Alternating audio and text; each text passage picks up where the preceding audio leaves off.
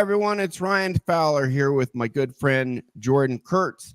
In our game group live every Saturday at this time. We have a really good one today. We're going to look at Dr. Peter A. Levine, who has techniques that are, there's a lot of overlap between what he does and what we do. We're going to explain the differences and the similarities. He does what's called somatic experiencing and then rewiring trauma in your body. We do that in a way, but we do some more stuff. And he also talks about the root causes of toxic shame, which we are absolutely 100% on board with. We know we do a lot of episodes on toxic shame, but toxic shame is the root cause of an absolutely ridiculous amount of maladaptive human behaviors. It has more of an effect on why we struggle than anything else, period. Addiction, procrastination, anxieties, depression, anger, rage. It causes more of that than anything else, bar none. But before we get into that, Jordan, welcome to the show. Introduce yourself. Hello. Jordan Kurtz. Got a haircut since last week. Yeah, looking good, buddy. Appreciate it. I am a hypnotist. I help you find and locate your limiting, maladaptive, subconscious beliefs, and we remove them so that you can experience life, so you can live life, whatever matters most to you, you can experience that to the fullest. Whatever goals, whether personal or professional, we want you to live your best life, guys. All right. But it's true, we really do. We really do. Well, and what we do, Jordan, really enhances people's performance. I'll tell you guys right now, one direction we're going to take things in is we're going to start marketing to sales teams, because anytime, I mean, I've had 6-7 salespeople I've done sessions for, and they always have a huge boost to their sales. And Jordan, you recently had an experience with a salesperson, and you got his testimonial. I don't know if you'll be putting it up soon, but maybe share a little bit about that. Just to give people an idea. It's not just to get you to feel better, but my income doubled actually went up 2.5x within about 2 years. And then it went up even more when I tried, just by clearing toxic shame, clearing out my inner world. You've had a lot of success. So tell us about this guy you did sessions for, what happened with him. Yeah, so he had a lot of stuff to clear out. So we did 3 sessions, and this is all recorded, so I'm not breaking any confidence or anything. I'll post it soon. You have a testimonial recorded from him. Yeah. Give me permission to make public. And absolutely. And so there was a period of time where he was the lowest performing member of his sales group, and his boss calls him in. That was the same month we had worked together. He said, well, what are we going to do about this? And he says, all right. He told his boss, I hit $50,000 this month, or I'm fired. And they agreed to that. And that month, that's post us doing our 3 sessions. Yeah, you did the 3 sessions, and then it's the very next month, right? 100,000 that month. And so, and what the neat part is, he was hitting like 10,000 a month. So just to be clear, he set the goal. His normal was 10,000. His goal was 50,000, and he hit 100,000. I'll keep my hand in the frame. Yeah. And so that's, and what we did in the session, it wasn't even focused around sales or on hypnosis. No, it never is. What's it focused on? All it was focused on was his feeling of toxic shame. We removed that. Now because before, what he felt like was when he would interact with clients, he would feel like, oh, I'm not good enough to sell to these people. I shouldn't even be asking to sell to these people. I don't want to close. I don't want to ask for this price. Every part of the sales process was difficult because he felt shame at every single part of the process. Yeah, these people don't want to buy my stuff. They don't. I'm not good enough to sell to them. This is like an authority figure. It's a rich businessman. Who am I to sell to him, or just whatever? Yeah, or I guess it was HVAC sales, so it was maybe in people, but still same thing. And once you remove that shame element out of it, he just felt like, he told me in his testimonial, he said, it just felt like I kept going over these hurdles, and I was just unstoppable. Like I couldn't stop. Just move. I was like, I hit this level. Now I think I can get here. Now I think I can get here. And he Yeah. kept breaking his own personal records because he felt like there was nothing in his way anymore. There you go. You replace toxic shame with unconditional self-love and belief in your ability and inherent value, and then big things happen. And I've done it for 6-7 salespeople. One was second from the bottom out of 200. The bottom guy quit, so he was the bottom guy out of 200. Did one session. 5 months later, number 7 out of 200. Another lady, a month and a half after a session, she got a sales job and she's doing self-hypnosis every day. A month and a half later, number 1 out of all 7 offices nationwide. Another guy went from selling 1 home every 2 to 3 months to 3 homes a month. And it's so we're going to get into, the deep stuff about toxic shame and what you replace it with and these techniques. But it really is a performance product. Anyone who's watching this who's a salesperson, reach out to me. I'll give you a big discount if we can track your sales and get a testimonial. But there is a free program where you can try this out for yourself that we have, and a free community. So you see the banner down there, school.com, Ryan Fowler SOS -7231. That is the school community. There is a free self-hypnosis course there. There's a community. People are connecting. They're helping each other use the self-hypnosis, upload their life. It's not just information. It actually helps you get better. So you see it in the banner too. And also what we do really helps with confidence, with dating. A lot of guys really hard to approach women, nervous on the date, nervous going for the kiss, whatever. So we do, if you see in the banner there, ryanfowlersos.com/approach, and it includes twice a month coaching, group coaching for a year, plus a 22 chapter digital program for self-hypnosis audio. So be sure to check that out. But let's go ahead and dive into this video. And this is just absolutely critical, core, foundational stuff that he goes through. When you focus on this foundational deep stuff, you will get better results than doing a hypnosis session and you're a salesman and you focus, all these positive suggestions about selling more. No, focus on the core first. You'll get so much more massive results. And it's not just for sales, it's for everyone. So let's play the clip, dive into the root of toxic shame and everything else, his techniques. We will comment here and there as well. There's a lot of overlap between what he does and we do. There are some differences. But here we go. Dr. Peter A. Levine, pioneer in somatic experiencing and trauma clearing through body work. Here we go.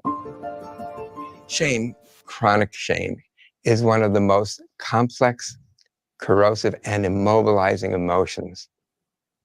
It often underlies pain, anxiety, and depression. Shame is like a cancer, like a tumor that grows from the injury of trauma and the wound of betrayal.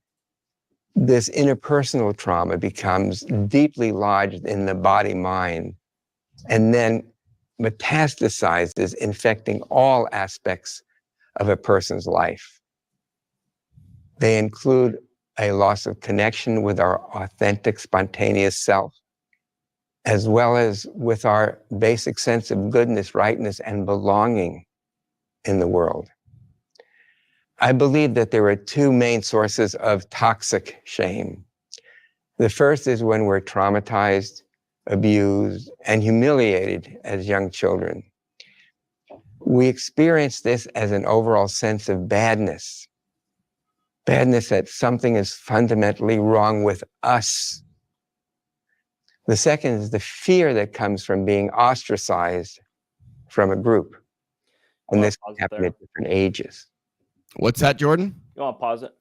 Yep. Okay. I find it interesting that I don't hear too many other people use that word toxic shame. I think that was Dr. Robert Glover uses it, and John Bradshaw too. Others use it, but yeah. Yeah. Brene Brown uses it. I like that the term gets used because I think it's very accurate. He talks about that toxic shame being a manifestation from some sort of traumatic event. I mean, he kind of even starts to use the words we use, you know, feeling not good enough, feeling like I'm not enough, right? And Yeah. so I think it's neat that like these ideas that we talk about, when we've talked about many times on this show, are not just these are very popular, common, well understood ideas. This isn't rocket Yeah. science. This isn't some Dr. theoretical Gabramante physics. talks about it. Yeah. Right. And so what we've just figured out how to do is take all these concepts and use a really effective tool, which is hypnosis, to effectively remove this toxic shame. And so I think he's going over a lot of the basics of it. Yeah, and we do a specialized type of hypnosis. We activate what's called superneuroplasticity, which is the ability to change these core identity beliefs very rapidly, deeply, quickly. He does a lot of the same stuff. He's talking about two types of shame, which is fear of rejection or abandonment or not belonging to the tribe. And then also feeling you're intrinsically wrong or bad or not good enough. But there is a third one, which is I cannot get what I want. So he doesn't get the third one, but gets the other two. And as he goes, as he explains this further, everything he says is like almost exactly what we say. Substantially, it's exactly the same. And he just absolutely nails why we have toxic shame and why it's so prevalent. The majority of people have toxic shame. You know, the vast majority, almost all people have it to some degree. We'll keep going. He's going to explain, like, he even goes into, you know, hunter-gatherer tribes and tribalism, and because that's the environment our brains evolved in for, you know, hundreds of thousands of years.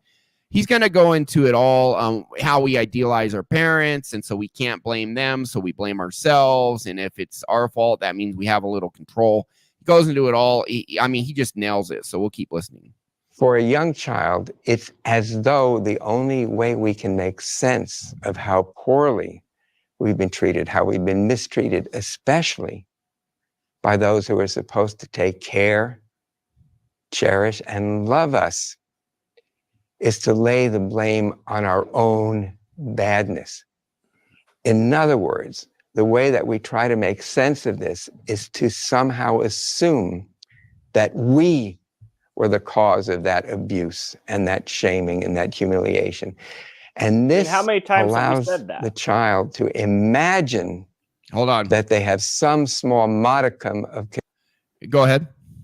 How many times have we said that? We said the exact same thing. Yeah. Our parents are basically gods. We assume that they're never in the wrong. If they do something wrong, it must be our fault. I love the way he lays it out, though. Why do we do that? Why do we idealize our parents? Because they essentially provide protection and resources and security for us. Yeah.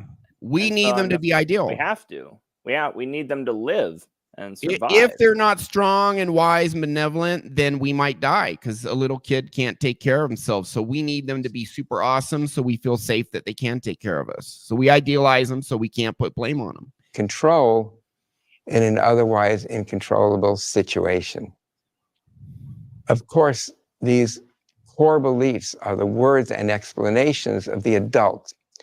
So I'm speaking them from the child, but the child, their mind is very different than the adult mind. And for children, it's this primitive internalized deduction that occurs without words, context, or even thoughts. It's just an overwhelming, oppressive sensation of our own badness. But again, at least it gives us some modicum of control, because if we were the cause of it, then somehow maybe we could alleviate some of that shame. The child somehow senses that we need our parents for us to survive. If it's them that are the bad ones, then we won't survive because we need them for our survival. So better us than them to carry the badness. It is an Yep. implicit survival strategy. And that is almost, it's pretty much exactly what I tell my clients, but I've never heard him explain this until I saw this video earlier. Yep.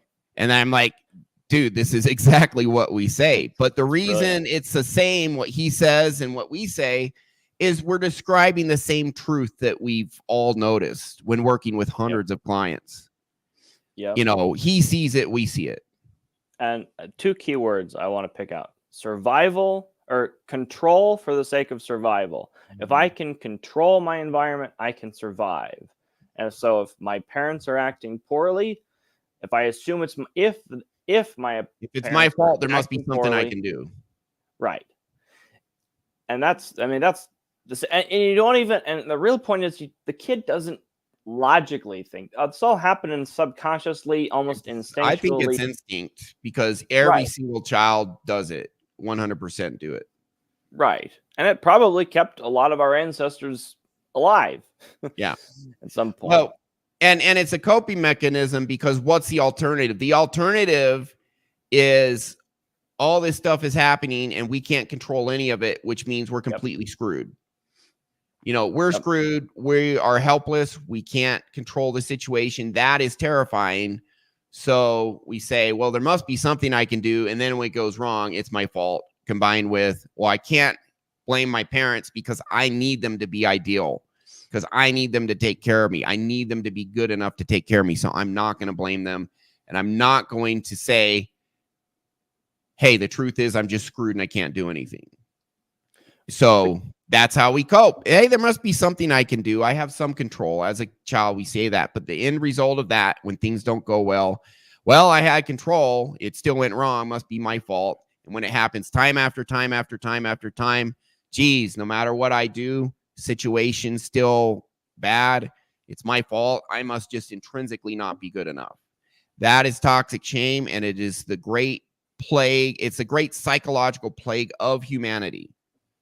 And I just had a thought, more of a philosophical thought about that. Okay. If it means that we all have that inside of us, we are all born with the instinctual, almost evolutionary desire to survive and thrive. And so this idea that, and that's why we've said many times, like, we're born good enough, you can't earn being good enough. Well, this is, I don't know if you'd call it proof or like parallel evidence, I think, for that idea that even if you're in a traumatic spot, your body still reacts to try and survive and thrive. And so, yeah, but survive first. Thrive is second priority. But so if survival takes precedent over thriving, we will prioritize surviving. And that's why so many people stay small, stay safe, because internally they're like, if I don't stay small and safe, I might not survive. And it's all this toxic shame that's in us that leads us to that conclusion. And I would say that the fact that we try and survive at all is the proof that we are worthy, we are good enough, even though it's almost like we're using shame to keep ourselves alive. But that desire to, the point I'm getting at is the innate quality of being good enough, like, is built into us because we try and survive and thrive. It's not something you can earn. It's something we are naturally born with. And so that's where I got more that was my philosophical idea for the day. Is okay. Yeah, we'll keep going now. Dr. Levine is going to talk a little more on this, and then he's going to actually start talking what is trauma, and he's going to tell you a process you can use. And it's interesting because he takes a different approach to covering the same things we cover. So it'll be interesting when we get into that and see his methods, which are very effective. I mean, what he does, what we do, puts CBT to shame. Cognitive behavioral therapy, the talk therapy, absolutely kicks its ass. And his therapy really helps people. So let's keep watching. We'll get into that. To regard the parent as essentially a good caretaker. This sometimes leads to what's called splitting. That it's like we have one parent who is the bad parent, who is only bad. And the other parent in our mind is the good parent. And so rather than being able to hold them together, they split into those parts.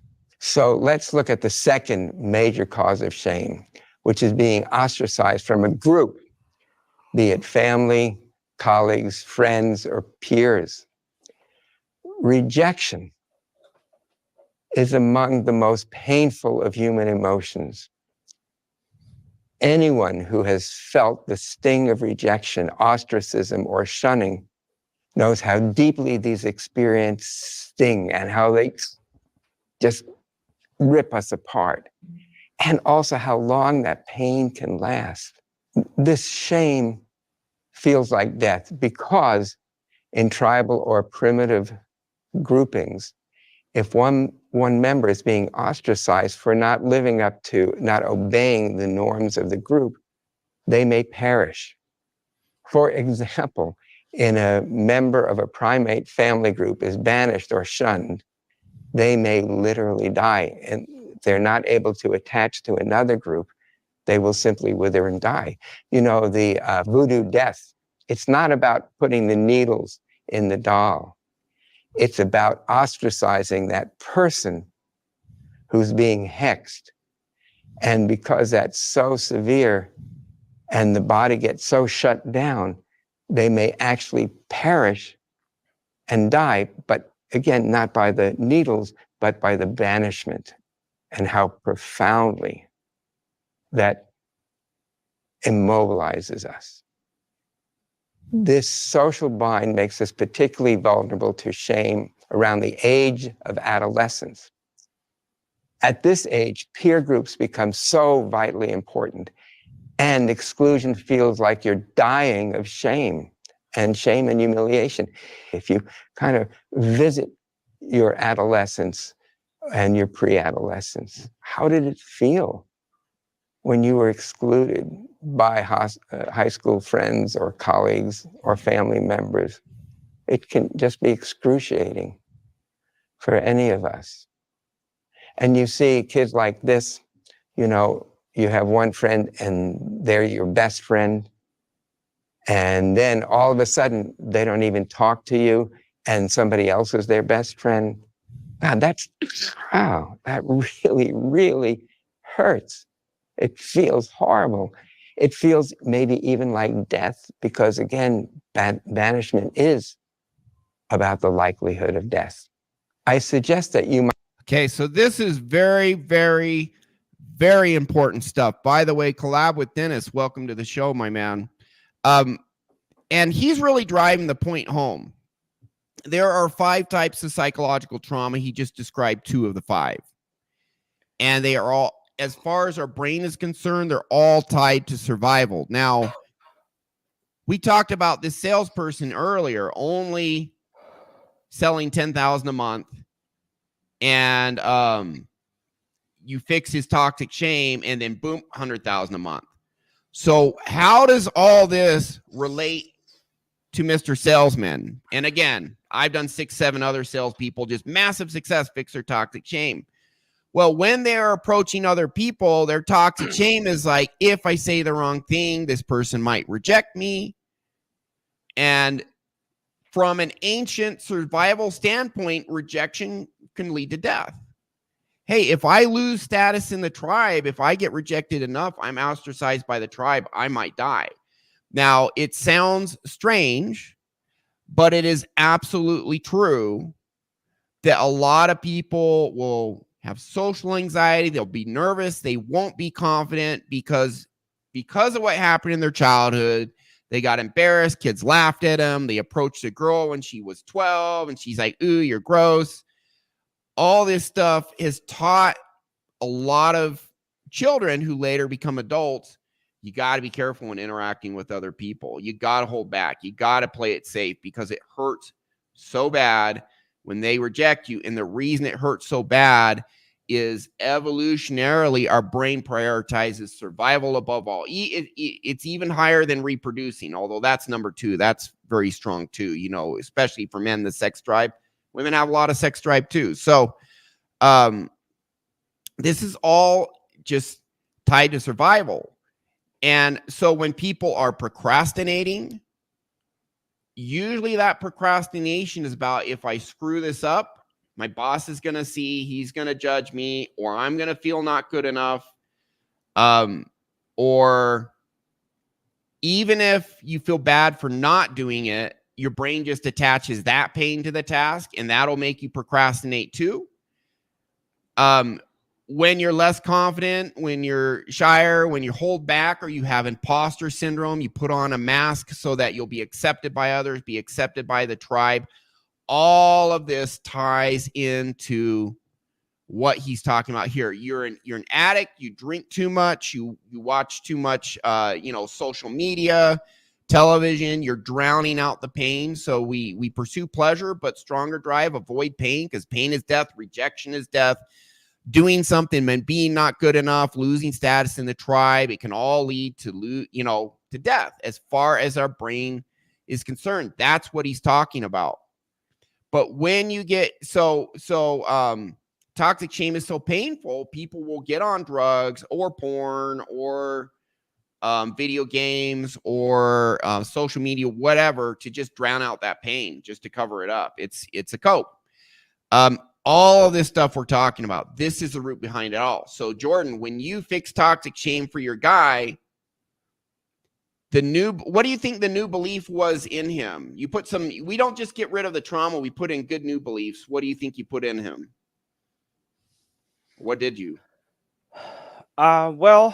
We first, like you said, the first step is you have to remove the negative beliefs, but yep. The other part is just amplifying those beliefs of, I am good enough. No matter what happens, I'll be okay. You're unconditionally good enough. Right. I have value just for who I am. I think that, those two, I have value for just who I am, and no matter what happens, I'll be okay. Then you don't fear rejection. I think that exactly. No matter what happens, I'll be okay. That's a really big one, because then you're not, there's constant fear of social rejection, professional rejection, fear that things might, those kinds of fears are basically just swept away, and you don't you're just confident in yourself, and you radiate that confidence, you radiate that that energy. And I think other people then pick up on that. Exactly. Yeah, so it's really two things. Number one, you lose your fear of rejection, you lose your fear of failure, you no longer feel not good enough, you feel like you do, because you have value, you do deserve good things. And so all that resistance is gone. We have a natural desire to pursue pleasure. Hey, I'm going to make all these sales, make a lot of money, get that BMW, get that pretty girl as my wife. All these other things we want. And it's different for different people. That's why I tell people, go after what you want the most, not what your mom or what society says you should want. Go after what you want, because you're going to be the most motivated going after what you want. You get rid of the resistance, and then that desire just takes over, and you just go for it. So that's one aspect. But the other aspect is when you have this energy in you that people notice, this person doesn't have a mask on, they're being the real authentic them, and they are just confident for who they are. There's a saying that that people buy the salesperson more than the product or service. And so when you now your toxic shame is gone, you exude authentic confidence, not just with sales, but with everything. People are just drawn to you, and they just treat you better. You believe in yourself, and that vibe rubs off on them, and they believe in you too. And then good things happen. Now, the good doctor here is going to talk about, what replaces this toxic shame. He's going to tell you about his methods. This is the whole reason I'm telling you guys this, is to fix all these outer issues, addiction, feeling down, feeling hopeless, procrastinating, social anxiety, just all this crap that holds us back. We don't actually focus on the surface level stuff, the behaviors. This is what you focus on. This is what you fix, that then just fixes a massive amount of struggling and problems. and then you just start kicking ass, just like your guy. 10x his sales, 3 sessions with you, boom, fixed, sales went up 10 times. And we see it all the time. I've had over a dozen clients more than double their income. I've had a couple 10x their income because the brakes were off, the chains were off. Toxic shame, fear, toxic shame. We call it toxic shame. Number 1 is I'm not good enough. Number 2, I don't belong or fit in. I'm rejected by the tribe. Number 3, I can't get what I want. So he doesn't mention that one here. But we'll keep going because he still has a lot of really good stuff to cover here. Might think about from your current adult stance, what you would want to say to yourself as an adolescent, what you would want to say to reassure her, him, or them that their pain and humiliation won't go on forever, that they will survive it, and that you'll be there for them. So just take some time now, some moments, to envision yourself as an adolescent or as a pre-adolescent. And just what words would you want to say to them? What would you want to tell them? What would you want them to know from your stance as an adult, from your heart, from your being?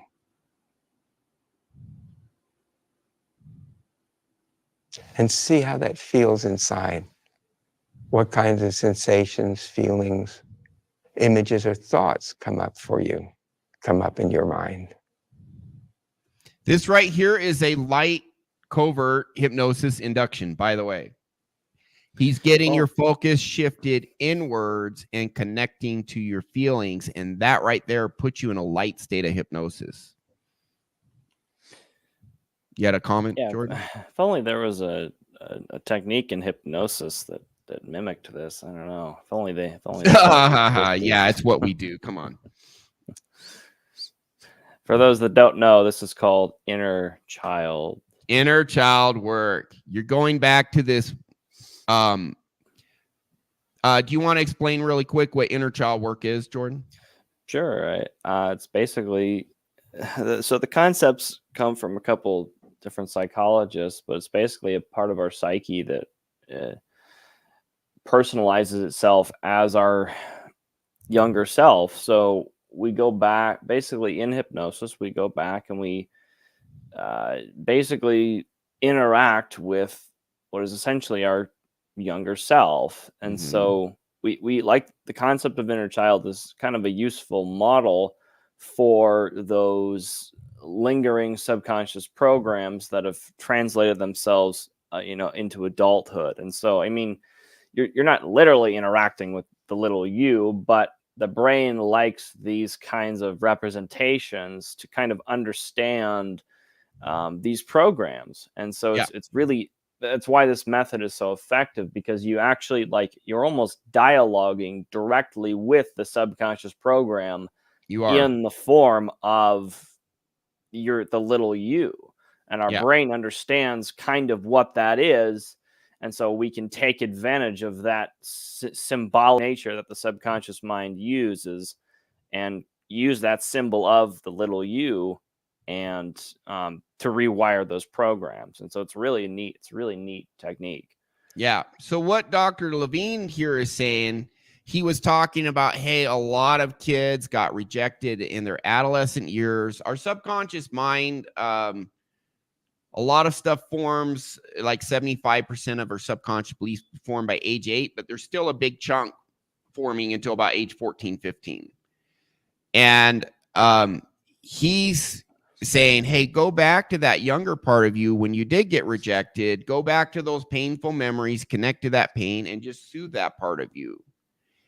And the reason we call it inner child work is if you are 12 years old and you're like, wow, that girl's so, like a guy, he's like, that girl's so pretty. And then your friend tells her friends that you like her, and she comes up to you and goes, ooh, and now you feel terrible and everyone's laughing at you. When that happens, you form a subconscious belief. Oh man, girls don't like me, girls don't find me attractive. You form some sort of belief when things like this happen. That belief gets lodged in our subconscious, and unless you change it, will be there until the day you die. Now, maybe you are 5 years old and your mom yells at you much worse than normal. And then you draw the conclusion, my mom doesn't love me because I'm unlovable. Well, that belief formed when you were 5 years old, and it's a belief formed from the viewpoint of you at 5 years old, and it gets lodged in your subconscious, and it stays there unchanging for the rest of your life unless you change it or it gets changed somehow. So when we go back to that 4-year-old, we're going back to that this trauma that formed when you were 4 or formed when you were 12 from the point of view of that 12-year-old that's still in you now. Subconscious beliefs form, and then they lodge and they solidify and stay with you from the point of that child at that age. So you can literally go back to these original programs and fix them. There are some things that need to happen. I did a 4-part series on super neuroplasticity where Stanford neuroscientist Dr. Andrew Huberman is talking about how to put your brain in a state so that it can be rewired like that. He calls it massive learning, massive change in one session. Boom. That's what we do. Mm-hmm. And Dr. Levine is doing the same thing from not exactly the same techniques, but there's a lot of overlap between what he does and what we do. And that's what he's doing. So just by shifting your focus inward, connecting to feelings, going back to that memory, you're actually going to a light state of hypnosis, because hypnosis is quieting down your conscious mind. You're still conscious, tuning out the outside world and shifting your focus and attention inwards. You're in this relaxed state, but really what you're doing is you're zoning out the outside and going inside and connecting with that. That's ultimately what hypnosis is. And it puts you in this state where you can then rewire your brain when it's done correctly. But we'll keep going. And also, I have one more comment on the inner child. So I've heard some criticism. It's like, oh, well, how do you know that the memories of a child are real? Those aren't, people make up stuff all the time. It's like, well, that's kind of the point. It's that it doesn't matter if that's it's not reality. Is it there? Right. Well, it's the interpretation that matters. Yeah. Because the interpretation is the subconscious program. So let's say, for example, you brought up the event of, if you're 12 years old and you ask out this pretty girl and she rejects you and everybody laughs at you, right? And that's really powerful. It's messing with, well, maybe what really happened is maybe you were just alone with the girl and maybe one person saw you and gave you a weird look, but you remember 20 years later that everyone else was laughing. And now every time you see a girl, you're really nervous. Right. And so it's kind of irrelevant whether or not the thing actually happened the way you remember it. What is relevant is the interpretation, the subconscious program that was derived from that event. Yeah. And so you have to be, and so that's the appropriate way to use the tool. This is not a perfect memory recall tool. That's not that's not how we're using it. We're using it to address the interpretation of those events. And so I think that's an important point. Yeah. Now, another question people might have is, how do we know we're not just making this up on the spot and saying we have a memory and that memory is not really there, but we convince ourselves the memory is there and now we implant it as adults? Okay, so here's the thing. Here's how our subconscious works. We get these beliefs planted in our subconscious as children, and the beliefs that affect us the most, something like some people are right-handed when they write, some are left-handed, some stuff's automatic. But the stuff that's a part of our subconscious that just does stuff through habit. But we're talking about stuff that really affects behavior, that's really hard to get over unless you rewire your subconscious. These types of programs are beliefs tied to feelings. How our subconscious mind works is these beliefs tied to feelings form in childhood, as an adult, we go through the world, and if there's something in the outside world that's a match for the belief in us that formed in our childhood, got lodged in our subconscious, if it's there, the feeling gets triggered. It gets spiked. So, for example, you get rejected at 12 years old and all your friends laugh at you. And so now you're terrified of approaching girls. You have social anxiety. And I used to have this. I'd go into social situations and I would feel people disapproving of me, even though in reality they're not. And I would feel bad. But as a child, I was bullied. And when I was in social situations, that's what happened. So I'm reliving that, even though it's not reality. Other people are like, you're all right, whatever, we don't care.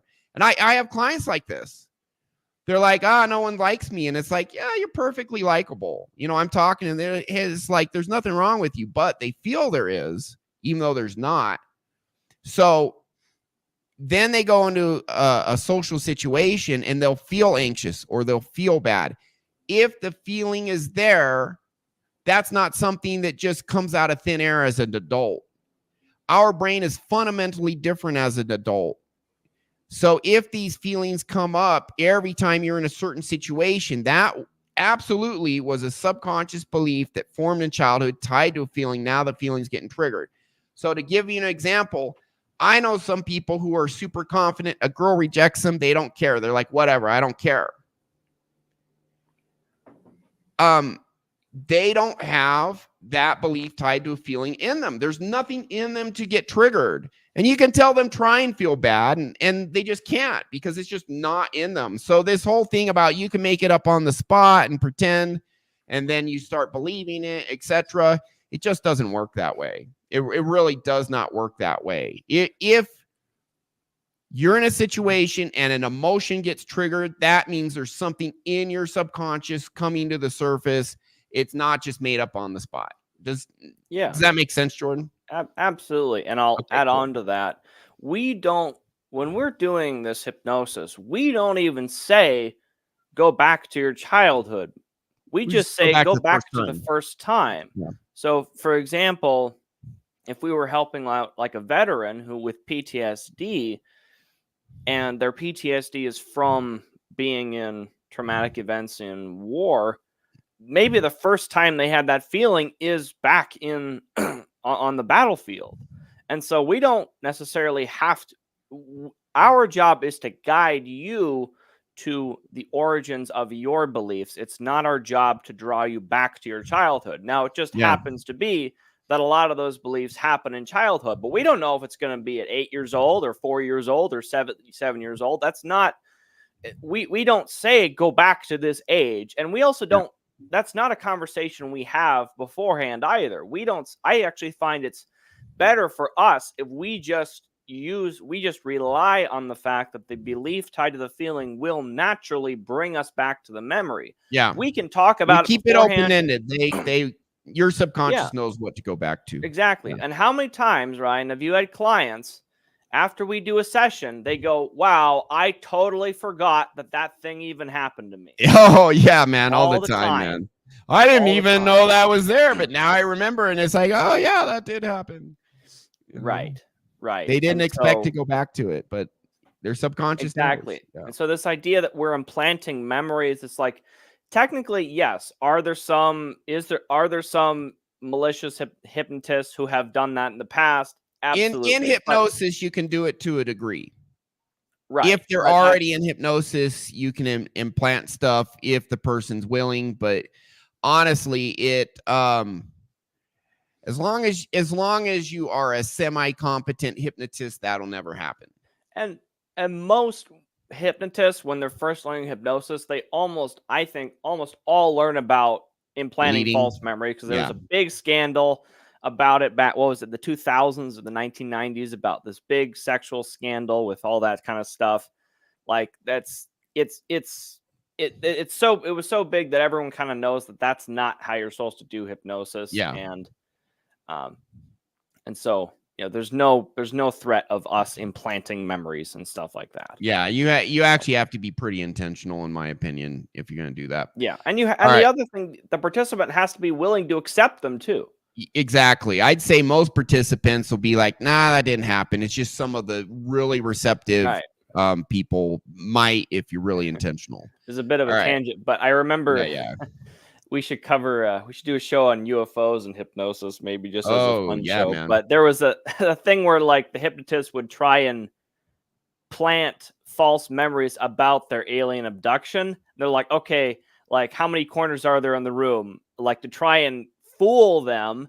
And they'd be like, no, there aren't any corners. Like the hypnotist would try actively to put wrong information in there to see how they'd react, and they would be corrected. So that's, but maybe. Hey, Modern Light, John is in the house. How many name change? We're on our final one, John. Ryan Fowler, SOS. Anyways, welcome, John, man. Welcome to the show. All right, so let's keep going.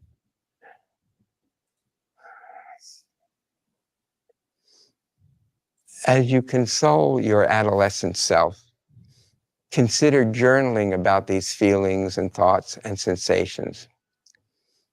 Whatever the cause of our shame, it is important. No, it's critical to understand that our bodies respond in specific ways to this kind of emotional injury. When we continue to hold these emotional postures of shame, which we'll be talking about now, and the horrible feelings of humiliation will get regurgitated over and over again. So now, how do we break this vicious cycle? Here's an exercise to help working when feelings of shame or humiliation come up. Well, they're there all the time, of course. So the idea is to notice that the content and the corrosive nature of shame, that's also important, but what's really important, and which gives us the way of moving out of the shame, is that shame is something that happens specifically in our bodies. So if there's somebody facing us, or we're imagining somebody that was facing us, we turn away from their gaze, look away and down, and then we collapse. Our shoulders come forward, and we collapse around our diaphragm, kind of bending forward. But don't go too far, just go a little bit. And then come back up slowly. Slowly. And notice how you're sitting now.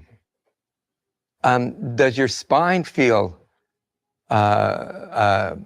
longer in any way? How does your chest feel? How does your belly feel? So, once more, something comes up around the issue of shame, and we feel what our body wants to do. Our body, again, wants to curve forward, look away, collapse down, and then just holding it there, slowly coming up, vertebra by vertebra, all the way from your lower back, all the way up to your thoracic vertebra, and till you get a sense of lengthening and also of opening in the chest. Because really, the opposite of shame is pride, authentic pride. So now I'm just gonna break down what he's doing. Yeah, go for it. My 4-part series on super neuroplasticity, by the way, Duarte, P-Dubs, welcome to the show. Everyone else. There are 5 components need to be present to rewire your brain. The first is awareness of what needs to change. Shame. He's telling you that. Get that. And then you need you need to be awake, be alert. That's epinephrine. It's intensified when you actually feel the emotion. So when you're feeling the shame, you'll release more of a neurotransmitter called epinephrine, which is one of 2 neurotransmitters that put your brain in a state where it can be rewired. Now, trauma is really, there's two sides to it. There is the traumatic belief and the traumatic feeling. The feeling is stored in different parts of our nervous system throughout our body. That's why he's saying, folk, where do you feel it in your body? We do the same thing. And what he's doing is he's having you focus on that component of the trauma. Focus on the feeling. Notice how you feel it. We actually do two things. He does one of the two, and you can do one or the other, but most effective if you do both. I used to only focus on the feeling, and I would have people send it away, and we get trauma out of them. But it's more effective if again, these subconscious programs are beliefs tied to feelings. So if you identify the belief and the feeling and you work on both, then you're just massively, just so much change, just all at once, such profound, permanent change. He's focusing on the feeling end, and he's actually now going into, so when you do superneuroplasticity, rewiring this trauma out of you, you know what it is. Okay, it's shame. You connect to it, you feel it, that releases epinephrine. You focus on it, and he's having you focus on it now. That releases acetylcholine. You are now in a state where you can rewire this out of you. This is a neuroscience. This is Dr. Huberman saying, Dr. Huberman, Stanford neuroscientist, gives you the neuroscience. This guy's putting it into practice, Dr. Levine, and we put it into practice. Now he's talking about you're in this state where you can now rewire your brain, connecting to the trauma, but you then need to actually make the change.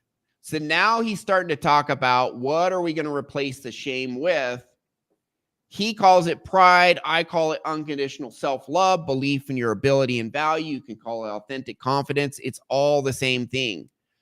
But he is literally walking you through a process that's not too dissimilar from what we do. Although I will say you and I, Jordan, do more than what he does. He's focusing on the feeling part of the trauma. We focus on the feeling and the narrative, and we fix both instead of just one. Go ahead. So here's, that's pretty smart, Ryan. It's almost, I feel like you should do some videos on the super neuroplasticity. And I actually freaking did.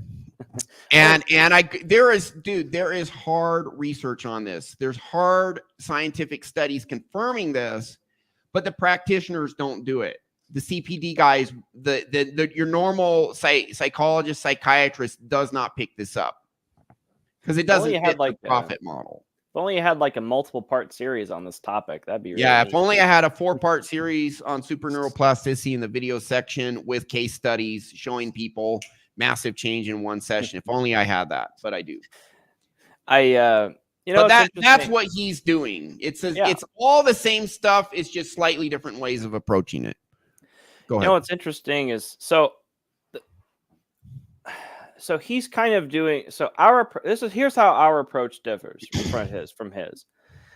His model is when you feel the anxiety and the shame, do this thing. Yeah. Our model is what if you just didn't feel the shame to begin with? Well, you do connect to it though. We absolutely have you connect to the painful feeling. But his process is an active. You have to, every time you do this thing, you have to do something. Yeah. Our model is let's just remove the root cause of the shame to begin with. I mean, his model works if it's still there, but it's like treating the symptoms versus addressing the root cause. I think he is addressing the root cause. You think he is? Yeah. And if you listen to his process, he connects to the trauma. Now he's talking about pride. Because he actually has a process of replacing that shame with pride. So it's not exactly what we do, but it's kind of covering a lot of the same ground with a somewhat different technique, but it's not entirely dissimilar from what we do. There's overlap between what he does and what we do. Well, it's not. So my and let me see what you think of this. How my concern is it's not as permanent, and it's something you have to do every time you feel it. So you think there's his processes? I think it's permanent, but it's not as comprehensive. And so I used to focus on just focusing on the feeling and getting the feeling out. This is like, many years ago. Mm-hmm. But I now focus on, again, trauma or bad subconscious programs. It's two things. It's a belief and it's a feeling. He's focusing on one of the two, and you can actually get both out when you focus on just one. But when you focus on both, you get a lot. It's a lot more potent when you focus on both. But he actually says we're going to connect to this, and now we're going to transform it into pride. That's what he's talking about. You'll see. Well, so I think he is doing permanent work, but just not quite as comprehensively. So our good friend Pepsistona says it's pretty on point. For some reactions, when you're experiencing shame, is just puffing your chest enough to counteract it. Well, that's kind of my point. You got to do a little more than that. Well, so here's where, and I think this is a good conversation to have. So he's using that word connect to it, but is he using that word connect the same way we use it? Because we use it in the context of hypnosis when you're under trance. Yeah. And so you're saying, I think what you said earlier was when you connect to it, you're automatically going into a light trance just by connecting to it. Right. And so, by the way, we took, you and I, Jordan, took the same certified hypnotist training. Yes. But then we have a lot of stuff on top they don't do. Now, in that original certified hypnotist training, there's one part that stuck out in the literature, which is just by connecting to your emotions, you get into a light state of hypnosis. That training we took actually says that. Yep. And it is true, because hypnosis is about quieting down the outside world and shifting your focus inward. So, for example, when you get super analytical and super into details, you can disconnect from your emotions. Now your focus is shifted to your cognitive conscious mind. But the opposite is also true. By focusing on your emotions, you actually start shutting down your logical mind by shifting your attention to, say, intuition and feeling. And that is a light state of hypnosis. So we take it deeper than that. We do a deeper state of induction than he does.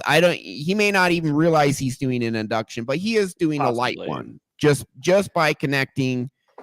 And you can, if you do what he's doing, you can literally kind of feel getting into like a real mild state of relaxation, and connecting to stuff. But we do a deeper induction, and then we focus on the narrative and the traumatic feeling as well. So we're more comprehensive. But I think his work, it might take a little longer, but I believe he is permanently fixing people. And I'm pretty sure he even says he does. So he's doing good work. He's far more effective than your average psychologist. You're sitting on the couch talking crap. So which takes 50 times longer. Yeah. The other thing I was going to say, oh yes. So not everyone experience my other, and maybe he's just giving an example. So I'll preface it with that. Yeah. But not everyone feels shame. They don't all naturally want to curl up in a ball like the demonstration that he does. I think he's kind of giving an example. Different types of shame will make you do different things. Right. I mean, and sometimes there's anger there and you want to clench your fists, right. We've had clients that have had, they feel it all over their body, the soles of their feet, their heads, their hands get cold. They're all sorts of different throat, shoulders. They can be in different places. Yeah. Right. And so the good part of this is when you connect to that feeling, when you notice that feeling and connect to it, then you can fully let it go. And so he's demonstrating, I think what would benefit him is, I've actually seen, if you remember the Gil Boyne video, the Lee the Stutterer video. Gil Boyne, of a very early a pioneer in hypnosis. Gil Boyne, back in the 70s and 60s. If you remember from that video, he actually has the guy that's up on stage, the stutterer, he actually has the client actually curl up into a ball, and then he puts his hand on his forehead and he opens up and relaxes. That's kind of similar to using the opening and shutting of the body to release or let go of that trauma. So he's not like, there is some precedent for what he's doing here. This isn't just random. Yeah, and just understanding that we have neurons throughout our body processing data. We have enough neurons, the same amount of neurons in our gut as there are in a cat's brain. We have 40,000 neurons on our heart processing stuff. We have neurons throughout our nervous system doing different types of processing, not just, oh, there's pain here, I'm going to transmit it to the brain.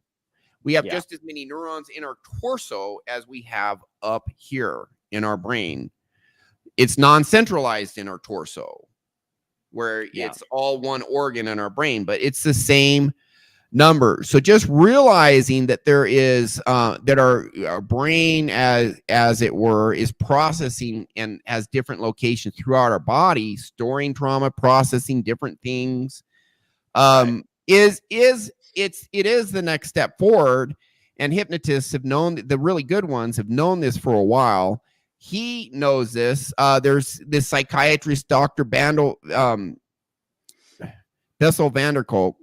Yep. His book, The Body Keeps the Score, best-selling psychology book for 8 years running. So they now understand that it's not just up here. You got to treat the body as a whole. It is more interconnected than previous generations of psychologists and scientists ever realized. Pepe, so to answer I want to more thoroughly answer your question. Sorry, pep stuff. There are 5 things that must be present to rewire your brain. So just experiencing shame and puffing your chest out, that's 2. You know, it kind of is, kind of isn't. You have to be aware of what needs to change. You need to connect to it. So maybe that's 1 and 2 right there. You're aware you need to fix your shame. You experience the shame. You're connected to it. Tell it to change. Non-sleep, deep rest. I think puffing out your chest by itself is not enough. In fact, I know that by itself is not enough. You actually have to tell your brain to change. So Peter Levine, he'll actually, and we as well, actually have you imagine releasing that shame, just letting it out of you and replacing it with pride, as he puts it. We'll watch the rest, you'll see. But puffing out your chest by itself is not enough to rewire these belief systems. You got to do more than that. So, I mean, you might feel better temporarily, but I think it what can help, most people, but it's not a complete solution by any means. Right. Most people want that permanent, effective benefit that from going through this. And so that's what we can do in hypnosis, because being in that trance and the combination of A, being in the trance, and B, connecting to the feeling allows us to use those tools very effectively. And so when you put all those together, that's where the magic happens. All right. So let's finish this out. He still has some good things. He's going to talk about pride. I call it unconditional self-love, belief in your ability and value, inherent value. He calls it pride. Same thing, different words to describe the same thing. And when you rewire, you're not just getting rid of the bad, you're putting in really good stuff. So he's going to talk about that now. Notice how you experience pride in your body, and that you can go from feeling shame, which is like this, to opening from the shame into extension, into lengthening, and into pride and dignity. Because remember that shame is something that strips away our dignity, and pride is what takes us back to our dignity, to our bodily sense of pride and dignity. So can you feel love for this hurt child, for this shamed or humiliated child? Can you feel love, caring, compassion? And can you also feel that kind of caring and compassion to that adolescent part of you? Because we carry in our bodies all of those baby, child, adolescent experiences in our bodies, And now what we're doing is we're reworking them so that we don't have to be stuck in shame. And because we can never move into life. See how I said we're reworking it? He's talking about changing into this. He's not describing his entire process in detail. He's giving you an overview. Mm-hmm. So I very much believe he is doing permanent rewiring. And his results, his clients do permanently get better. When we are in shame, when we're in the posture of shame. So remarkably, when we allow ourselves to feel worse, which is again moving into that posture, and then slowly coming back out from that posture, that we're no longer stuck, we're no longer riveted to shame and to humiliation. So thank you for participating in this very challenging exercise. And again, I want to remind you that you can go to Belarus Neperstek's Healing Trauma audio series because it really also reinforces and helps to move us through these shame experiences. They can really... I guarantee you his audios are at bare minimum light self-hypnosis. May even take you deeper than light self-hypnosis. Guarantee you his program does that. May investigate it for myself. I'm kind of curious. Yeah. I'm curious if he's using. So I'm very curious to investigate because I'm wondering how much he keeps using those words. We move through it, we change it. I'm sort of curious if he's using those terms in the same context that we are. Is he just addressing really what I want to hammer? Is this a permanent rewiring of the subconscious, or is he just addressing the moment you feel shame to move away from it? I guarantee you he's rewiring it, but he's focusing on the body and the emotion. He's not using all the ways you can use to rewire. He's like more body and feeling. Yeah, which definitely helps. And here's what I noticed is the more avenues for rewiring we use, the more effective that we become, because some people respond better to having me say out loud, this belief in me isn't true. It's never served me. It's never helped me. That was me as a child. I'm now big and strong. This doesn't even apply to me anymore because I'm not this child anymore. And here's the truth. Some people respond better to that, to literally rewriting the narrative, rewriting the belief. Some respond better to imagining the trauma, just visualizing it, just going out of them and leaving them. Some respond better to the Gestalt method. Some respond better to the inner child part. And so when we wrap several kind of avenues of attack for getting rid of this trauma, and not just one method, but we use several in a session, my experience is is a higher percentage of people are helped. So that's why there's only maybe 5, 6, 7% of people who don't respond to what I do. And half of them we can eventually get them to respond if they're willing to do some remedial work. So over 95% success rate if people are really committed to it. Or just one session, like 94% or so.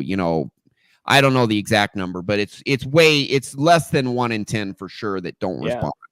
Because I use several avenues of attack. He's using 1 or 2 of the avenues for rewiring. And I've had clients where that's a good point. I've had clients. I will answer your question, Nigel, in just a sec. But go ahead. Yeah, I mean, I've had clients where, we did a bunch of Gestalt therapy with their parents, and I asked them then at the end of it, and when we were done, I said, okay, now we're gonna, because they had anger and resentment towards their parents, and I think maybe their sister or something.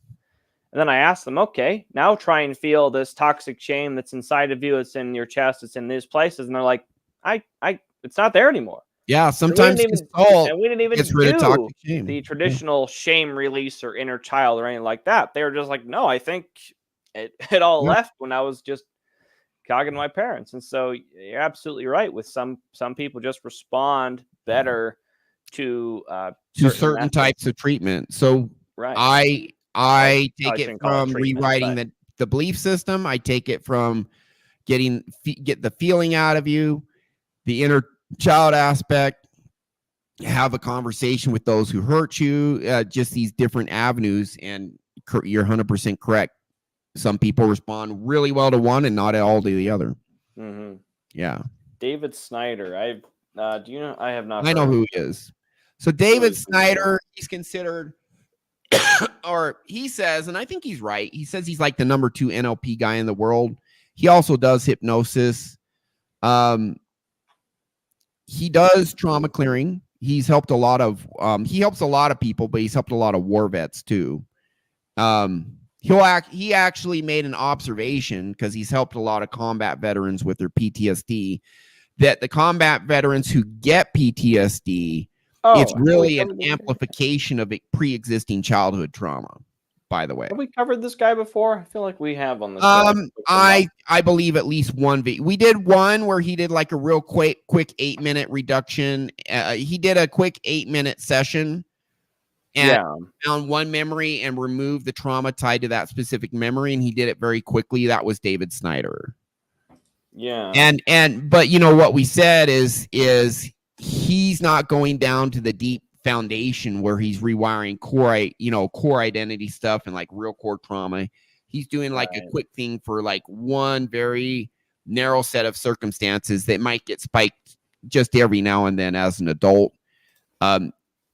And in that situation, he was effective. But if you want to do like the really big change, then, my sessions are 5 to 6 hours, but I fix 2 to 4, sometimes even 5 major foundational issues. I don't just fix one, and it's a really big change for a lot of people. A lot of people, one session with me, and I probably 50, 60% of people will say it's life-changing, and then the rest will say, well, not life-changing, but extremely helpful and permanent benefit. And that's what I shoot for. I do it that way to get you as much benefit in one day as possible. Fix several things. So I just put in the chat. Oh, that's I'm not sure what that is. I commented as you, but okay. Yeah, there's Snyder episode. Yeah, hey, he does good work. He does good work. We're not the only one doing this stuff. Yeah, it's Inner Game Group episode 46. I just put it in the chat. So if you're curious about our thoughts about him, we did a whole show on it. He does good work. NLP is not as much subconscious rewiring as it is kind of using language to access parts of your subconscious or trigger parts of people's subconscious in a way that facilitates persuasion or other objectives. But NLP is not subconscious rewiring. So he's more of an NLP guy, but he does a lot of hypnosis too. And he does good work. I mean, he's a rock star. So good for him. Yeah. So that is our episode. There are different people out there doing what we do, but taking it from somewhat of a different angle. And Dr. Levine, he's a rock star. He does get big results. The new science is gradually coming out more and more. It's emerging. And, hopefully in the next 10 or 20 years, this dinosaur mainstream mental health system, which, does some good, but in a lot of ways is kind of shit too. Hopefully they'll finally get with the program. They can only resist for so long. It's just a matter of time before the truth becomes so overwhelming that they're finally going to abandon their old profit models. That's what it is. Hey, keep coming in every week, so you're my annuity. You're going to pay out for the next 5 years coming in every week, or 10 years or 2 years or 6 months or whatever, as opposed to, 80% of the people come to me 2 sessions or less, 1 or 2 sessions, and all their major stuff is fixed. 10% need 3, another 10% are like 5, 6. But, a lot bigger healing, a lot quicker. And now Jordan you do shorter sessions. You're just as effective, but you cut it up into shorter sessions where I just do a big, mega session. Kind of. That's not, sort of. I mean, I've done 5-6 hour long in hypnosis sessions before. But that's not the norm for you, right?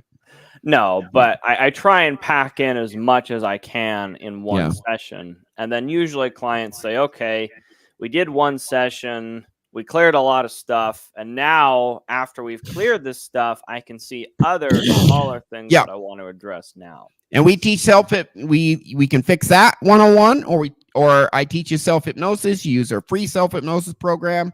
A lot of people can fix it yourself, although one-on-one guidance, you get the best results. This stuff is gradually. There's people coming forward who are focusing more on actually where the trauma is and actually rewiring it, getting out of you. It is the next wave. The revolution has begun.